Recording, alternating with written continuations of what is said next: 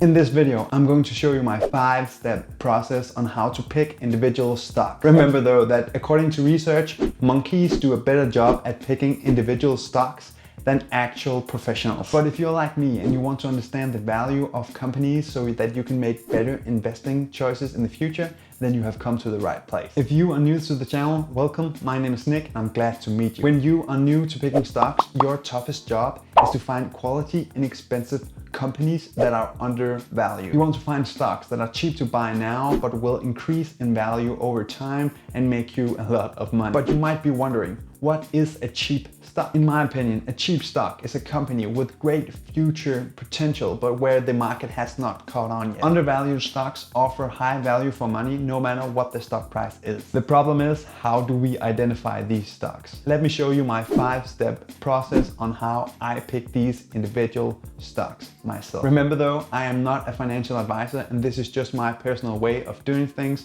so maybe you can get some inspiration. Now, step number 1 is to choose a stock screen. Places such as Google Finance and Yahoo Finance have these stock screeners, but most brokerages have one as well. Some screeners offer a lot of things to screen for, but I like to keep it simple. You can go as deep as you like, and as with anything else, the more research you do, the better decisions you can make. However, I don't have all the time in the world, so I look at value and growth rate. Step number 2 is to screen for future growth earnings rate. This is the expected yearly growth over a set period.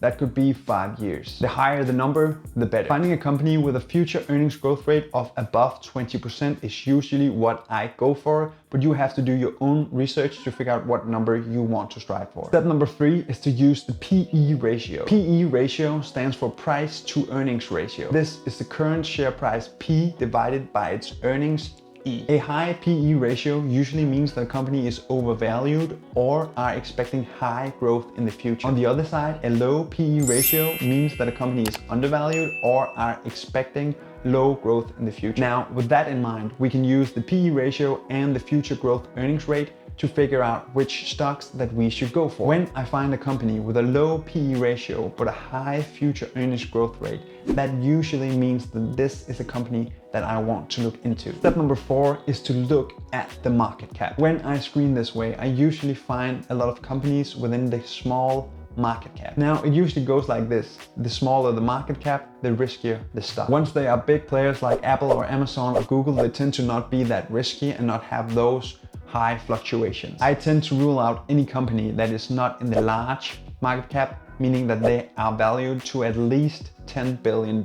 I also tend to look towards companies that pays out dividends because that's a solid indicator that their business is doing well. Now, step number 5 is to research the company. By now, I usually have some stocks to work with, so now it's time to dig deeper. Here are the questions that I seek the answer to. What problem does the company try to solve, and does the industry have a future? Why is the stock so cheap? How does the company's financials appear? And how is the management, and does it align with investors? Let's take an example like Tesla. If you do not believe in Elon Musk, then you should not be investing in Tesla. That is a great example of how the management affect the stock. Now, the most important question that I always seek the answer to is, do I understand the business? Do I understand the company? Do I understand the value proposition? And do I believe in this company? Investing in a stock is investing in a business, and you want to understand exactly where you put your hard-earned money and what they are going towards. You have to believe that this company will take your money and make them into more money. If you don't understand something, then don't ever invest in it. That is why so many people go wrong with Bitcoin. I mean, if you understand the proposition of cryptocurrency